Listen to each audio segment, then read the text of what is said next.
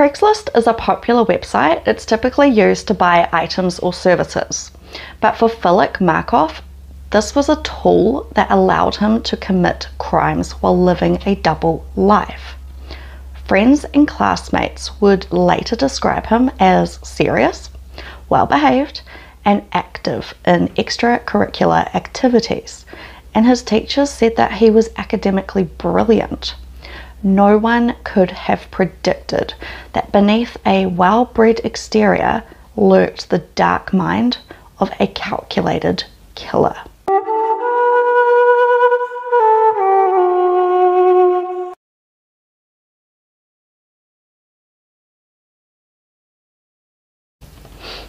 Hello and welcome back to Crime, Mystery and Mayhem with Kate. If this is your first visit to my channel, hello, welcome. It's great to have you here. Here on my channel I talk about true crime stories. I'm interested in true crime. I read books on criminology. When I was working 9 to 5, I would watch YouTube true crime stories like all day. I'm sure my customers thought I was weird, but yeah, it's just always been a thing I've been interested in. I really enjoy it. Anyway, please remember to like this video and subscribe to my YouTube channel because it would really help me in my attempts to grow my channel. I cannot do this without you guys. I am not yet monetized, so I've set this goal to get monetized by the end of next month. I don't know if it's possible, but we'll see. Alrighty, so today I will be talking about the Craigslist killer, aka Phillip Markoff. So let's jump into today's story. Phillip was the son of Susan and Richard Markoff. His parents were divorced. His mum remarried, but then she divorced that second husband, and Phillip was raised by his mum. His older brother was Jonathan, and he was raised by his dad. His dad was actually a dentist, and they lived in Syracuse, New York. His mum worked at a casino, and he would actually go along with her. So he became a really good poker player. In his early life, Phillip was described as the nicest young man, polite, respectful, and he had a good sense of humor. He graduated in 2004 from Vernon Verona Sherrill High School, where he was a member of the National Honor Society, the History Club, the Youth Club, and the school bowling and golf teams. So when I read those, I'm thinking, so he was a nerd. I can't talk though. I spent most of my lunchtimes in the library reading up on Egyptology, so yeah. Anyway, after high school, Phillip went to SUNY Albany, where he was a pre-med student, and he graduated in 2007. That's when he applied to medical schools after taking the MCAT. He got into Boston University School of Medicine and he excelled. Phillip met Megan McAllister when they were both volunteering at the Albany Medical Center Hospital emergency room in 2005, and they really hit it off. They enjoyed each other's company. It was actually Megan who asked Phillip out on a date, and the two had a great time together. They fell in love really quick. 3 years later, Phillip proposed. It was on the beach, and she said yes. He won over Megan's family. They loved him. Everybody loved him. They chose a date for their wedding, and that was going to be August the 14th, 2009. Megan also wanted to be a doctor, and she was meant to begin medical school in the fall of 2009. But she chose to leave her studies for a bit to be with her partner because she couldn't get into the schools that he could. So she had to stay because she wanted to actually. But yeah, so he was a well-to-do medical student and he had a bride-to-be. Life was looking good. This young couple, they're happy. Their family's happy. Everyone's excited for them. But there's always a but. There's always a but. Phillip was $130,000 in debt. He had student loans and he also had a gambling problem. Also, he had a very dark mind. He wasn't at all what everybody around him thought. He was hiding a secret, a really dark secret. So he went on to Craigslist and he started to reach out to people. And these messages revealed a completely different side to the so-called mild-mannered medical student that was engaged to the woman of his dreams. The messages showed a young man looking for sexual encounters with women that were not his fiancée. In May of 2008, Phillip exchanged several messages with someone who was back then labelled as transvestite. This was in the Boston area. So yeah, it wasn't just women, I guess, that he was looking into. Phillip was looking for all sorts of different sexual encounters on Craigslist. He had a range of different fetishes, and he was interested in maybe trying out some new things. I feel like he should have maybe told his partner and maybe tried them out with her, but yeah.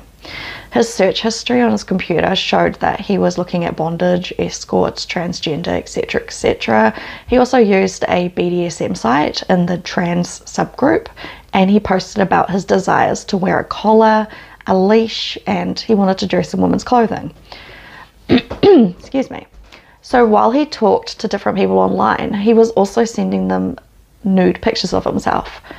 He would, you know, take pictures of his erect penis and send it to people, and yeah. Phillip also sent messages and photos to multiple men who posted ads on Craigslist labelled men looking for transvestites. He even once pretended to be a female who was looking to service male clients. Not sure if he ever went through with any of these people, like meeting up with them, but there wasn't any evidence to suggest that. On April the 13th, 2009, Phillip was back on Craigslist and he responded to an ad under erotic services. The category would actually later be changed to adult services, and then in 2010 it was completely removed from the platform altogether. So there was a girl called Julissa Brisman, a masseuse and an aspiring model. She'd posted an ad on Craigslist and she started to talk to Phillip. They were both using fake names and agreed to meet on April the 14th, 2009, which was exactly 4 months before Phillip and Megan were planning to get married. Phillip met up with this girl, and shortly into their meeting, he attacked her. He tried to restrain her, and then he bludgeoned her with a pistol. She was trying to fight him off, but sadly she couldn't, and Phillip shot her 3 times at close range. Then he fled from the scene. Julissa initially survived the attack, but sadly she died later at the Boston Medical Center, which was actually the same institution where Phillip was studying to be a doctor. So that's a bit ironic. On April the 10th, 2009, 4 days before the Craigslist killer met with Julissa, Phillip responded to another ad, which was posted by Trisha Leffler. She was also a masseuse who advertised her services on Craigslist. So the pair spoke online for a wee bit and agreed to meet at her hotel room at the Westin Copley Place Hotel in Boston. So Phillip arrives. She feels fine about this whole situation because, you know, he's this clean-cut, nice-looking guy. Doesn't look like he could hurt a fly. And they go into the room. That's when he quickly pulls out a gun and Trisha sees. He demands her to lay down on the ground, and then he gagged her and tied her up. Then he robbed her. Cynthia Melton also used Craigslist. She was advertising her services. She advertised lap dances. Phillip saw this ad and he reached out to her.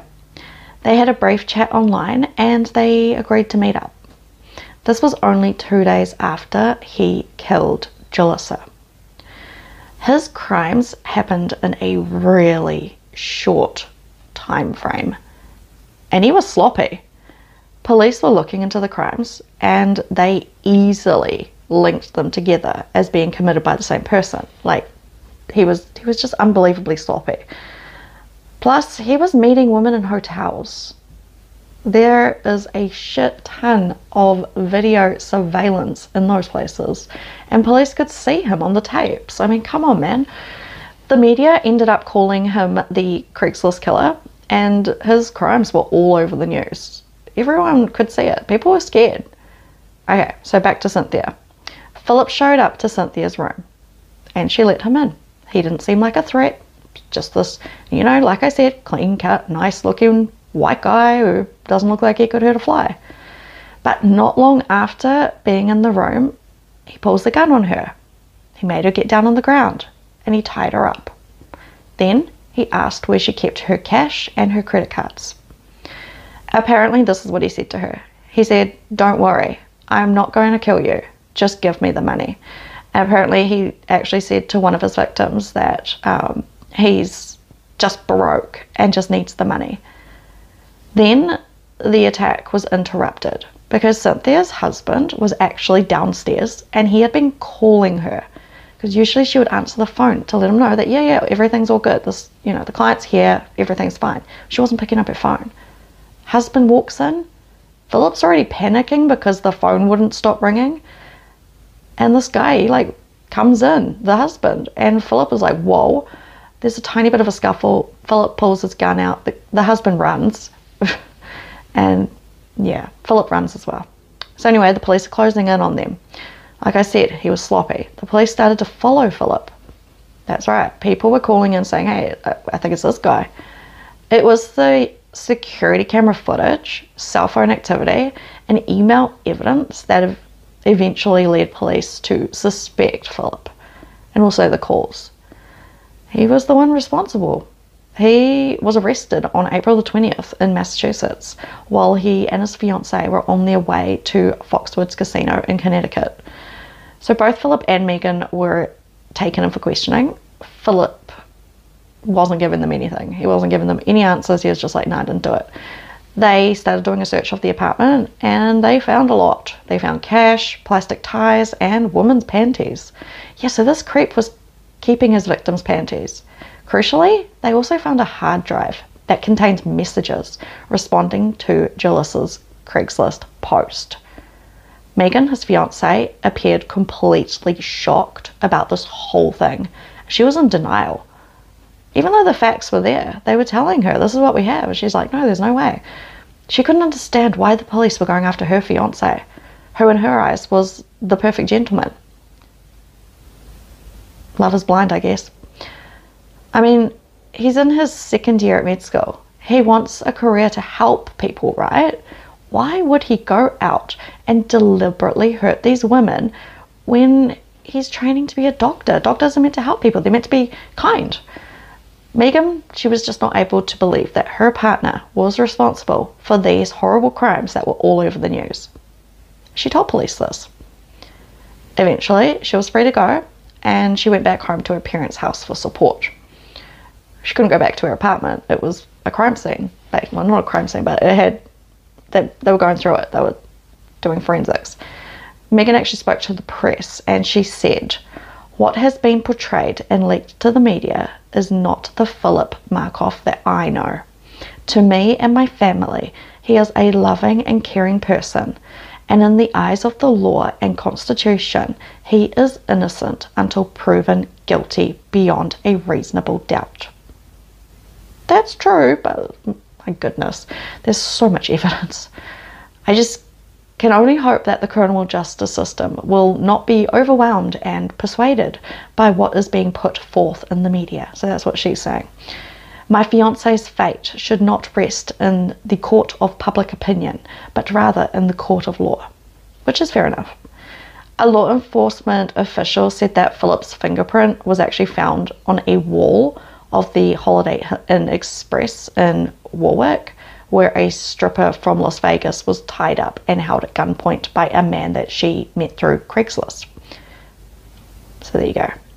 According to court papers, Phillip owed the $130,000 in student loans, which is not unusual for a medical student. That's a lot. Like, going to medical school, it's really expensive. He didn't get any assistance from his parents, and he'd been unemployed for a while, which made him eligible for an appointed attorney, which was paid through public funds, so taxpayers paying for his legal team. Phillip said that he didn't receive financial support from his family, and he was essentially living off his student loans, so they were growing. Then on April the 21st, Phillip was arraigned in the Julissa Brisman's murder, and the prosecutor said that a semi-automatic handgun, wrist restraints and duct tape had been found in Phillip and Megan's apartment that they shared together. Phillip said that it wasn't him, and he pled not guilty. I thought he was supposed to be smart. Come on, man. Like, they have all this evidence. Then on May the 4th, Rhode Island officials issued a warrant for Phillip's arrest in the April 16th incident, though the state's attorney general said that their prosecution would not go forward until the Boston charges were resolved. Within the first 48 hours of being put into jail, he was also put on suicide watch. So apparently they found marks around his neck. They looked like shoelace marks. He tried to strangle himself. Phillip, he went to trial. Well, no, he didn't go to trial. He was meant to go to trial in July of 2010, but it was delayed, so it was put back to March 2011. Megan supported Phillip and didn't believe that he did the crimes for a while. Her belief was that he was innocent, and this was a case of mistaken identity. She said that her fiancé was beautiful inside and out. There is no way that he could possibly be the one. But the problem was, the police found evidence in their apartment. His fingerprint. He's on CCTV. Megan, she started to doubt her partner's innocence. Then on April the 29th, she went to visit him in prison, and she called off their wedding. She was starting to see the truth. Everyone was starting to see the truth. She wasn't a stupid woman. She also was pursuing a career in medicine. I feel like she was just blinded by love for a while there. It must have been really hard. She's, going out, looking at wedding dresses, picking venues, picking dates, all that stuff. It's fun, it's exciting, and then this happens.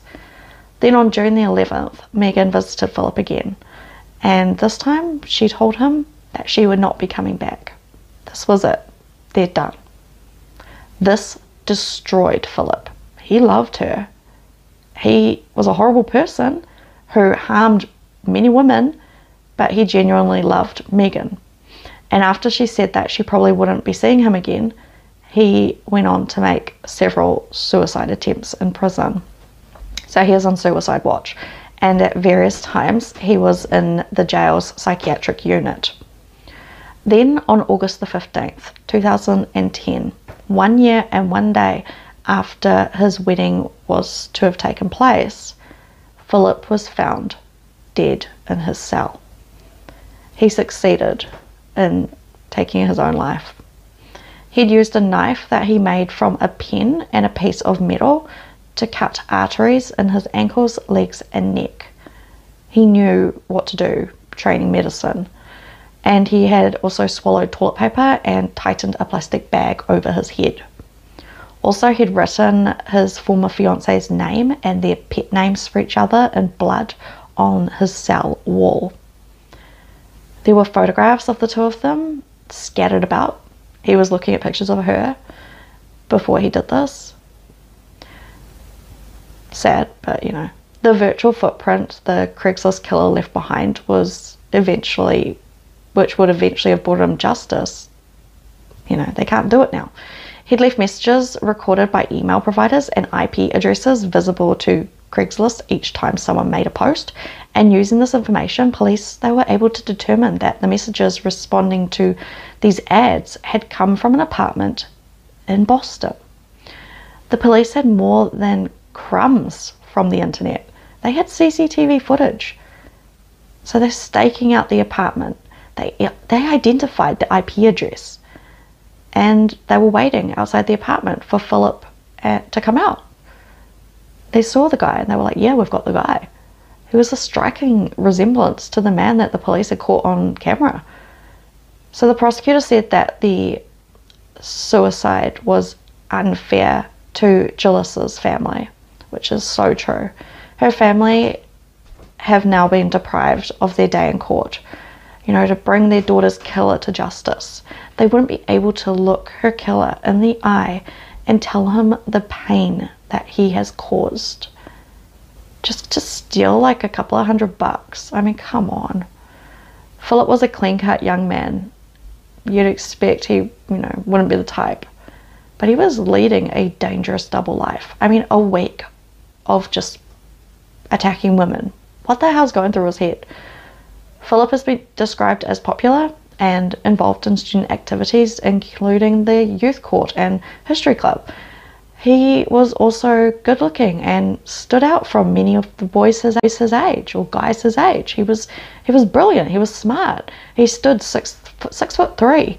He had broad shoulders and a husky frame. He was intelligent. He was a med school student. What the hell is he doing? Like, seriously. But looks can be deceiving, right? Like we've seen with other cases. Doesn't matter what you look like, how smart you are. People can still do pretty dumb things.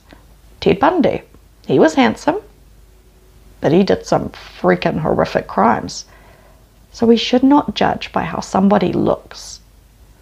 It's scary to imagine the Craigslist killer somehow getting away with these brutal crimes and then going on to become a doctor. Imagine. He would have had so many more victims. Phillip was indeed a high IQ individual, but his horrible attacks on women during his odd 7-day crime spree were not exactly the work of a criminal mastermind. He did use gloves when he attacked his first victim, Trisha, but the man Trisha described as good looking and somewhat memorable never bothered to cover or disguise his face, which Trisha later said was dumb. And I agree, that was dumb, but also good because he got caught. Trisha was carrying about $800 in cash that day, which Phillip took.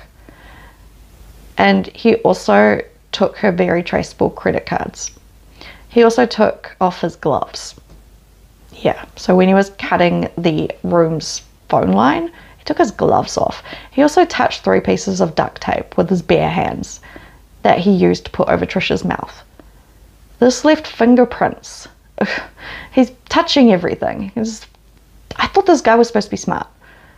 And since he never wore a disguise, except sometimes a cap, the hotel security cameras captured the first images of Phillip at the scene of his crimes, which aided in his pretty quick capture.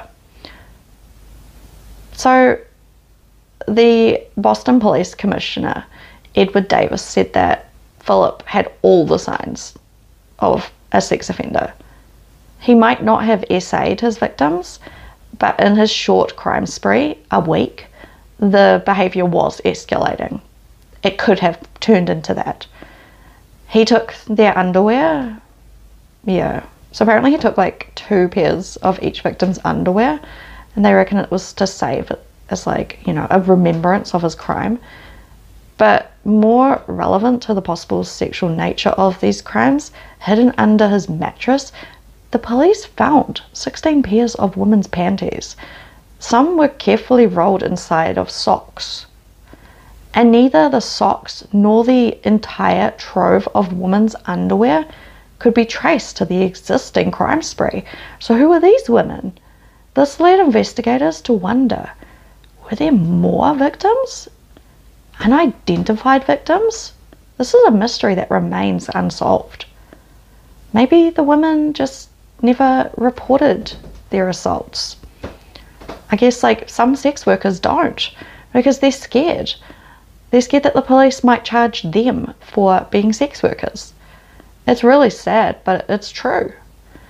I've read and I've watched a lot of stories where sex workers are too scared to come forward because they are worried that the police will punish them.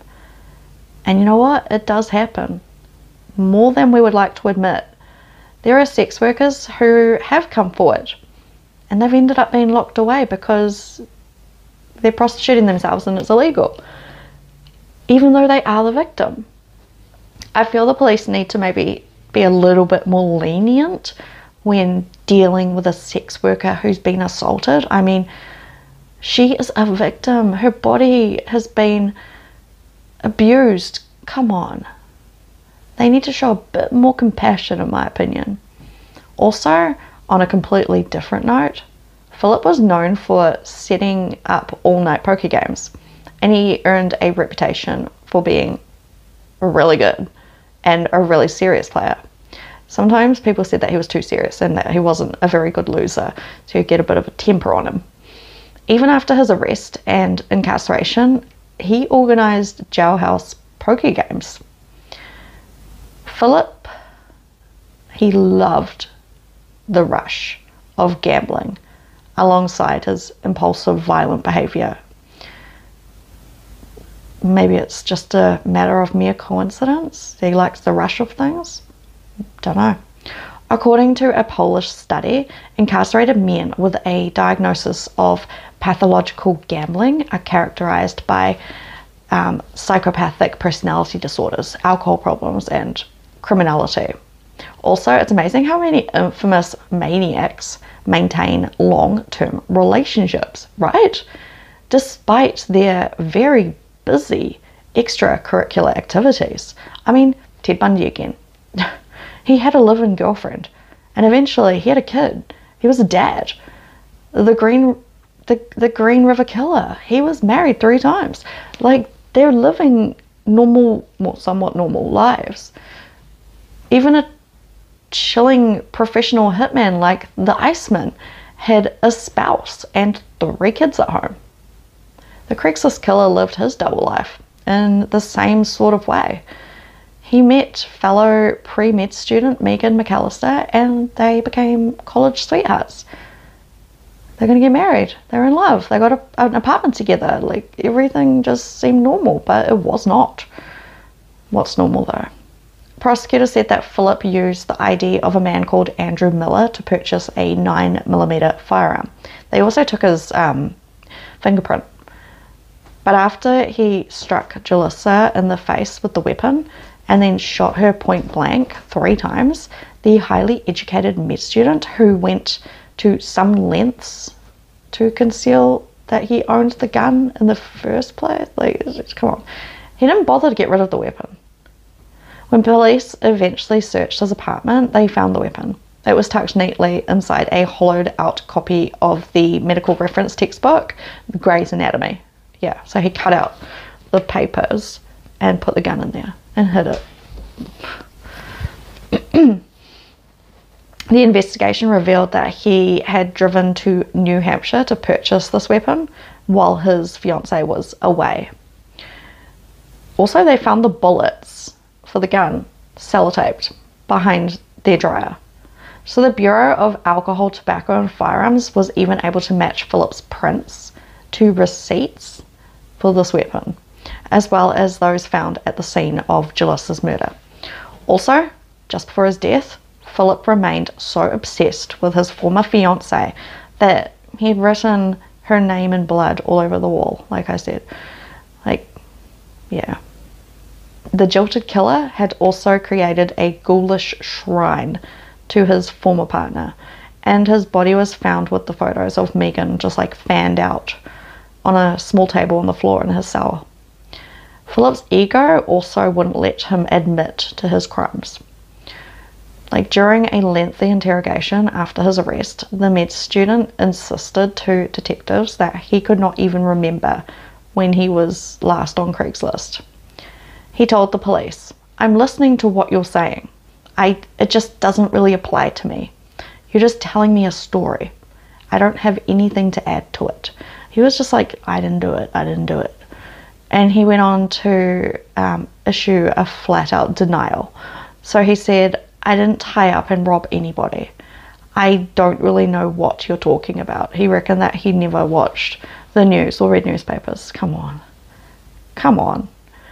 He would have known about this crime spree that was going on. Then he cut off the nearly 48-minute grilling and he asked for an attorney. Yeah. he thought that the police were going to give him an attorney, because they were like, oh, you can have an attorney, and he thought they were going to give him an attorney. It's like, no, you have to sort out your own attorney. Anyway, it was this whole interview thing. It went on for ages. He was acting like a dickhead. So I'm about to finish up this story, but first, Phillip. I go to call him Philip. I've had to redo this like 3 times. Phillip Markoff, a Boston University medical student and former member of the National Honor Society, became a thief and a murderer in the span of a week, 7 days, at the young age of 23. What the hell's going on? He had so much to lose. He was going to be a doctor. He had a dedicated and loving fiancée. She was beautiful. And she was looking forward to their lives together. He was looking forward to their lives together. What the hell went wrong? Fortunately, he just threw that all away, leaving a literal mess behind him. To everyone in his life, he was an incredibly busy medical student, living on a tight budget and with little time to himself. His teachers believed he was brilliant. His fiancée believed that he was an incredible soul and a pacifist. He was this, amazing guy that she adored. To his surviving victims, he will always be the monster who took joy in traumatizing them. There you go.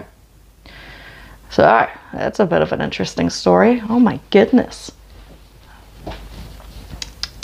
Naughty, naughty, naughty. I hope his fiance or ex-fiance is doing all right. I read that she did go on to become a doctor, and yeah, she wants to live away from the spotlight. I would too. If I was connected to this person, I would want to live away from the spotlight, because nothing good can come from that. So good on her. Good on her for going back, getting that, that degree, becoming a doctor. Well done. That's freaking fantastic. Awesome. Because, some people that would have just destroyed them and go hit the bottle or something. Like, my husband left me and I hit the bottle, became an alcoholic. I'm good now though. Thank you. But anyway, this is not about me. I do that. It's like I'm talking about something and then I bring it back to something that's happened to me. It's annoying. It's probably annoying for you too. Anyway, I'm going to stop rambling. I need to go. Yeah. I'm pretty sure there was something else I wanted to say about this case. I didn't jot it down in my notes. Usually I've got like some notes in front of me with things that I've just thought of, and it's like, oh, but I didn't bring my notes down because I live upstairs. My house is upstairs and the basement is down here. I can hear someone walking around up there. I think it's my mum. Anyway, I'm gonna go now. I hope you guys are having a wonderful morning, day, night, whatever it is where you are, and I will be talking to you later. True crime, eh? Some interesting. I was up at 2 o'clock this morning researching my next story. I can't help myself. Did I tell you guys that I also applied for university to study criminology? I know, 36 years old. Gonna go back to uni if they let me in. I hope they let me in. They let me in when I applied for law school, so they should let me in for criminology. We'll see. Anyway, exciting stuff. Exciting stuff coming my way. Alrighties, I'm out. Catch you later, guys. I'm gonna say ka kite because I haven't for ages. Ka kite means goodbye in Māori. Remember, I'm from New Zealand. Okay, I think I've had too much coffee. Too much coffee. Anyway, I need to have another coffee. Okay, bye.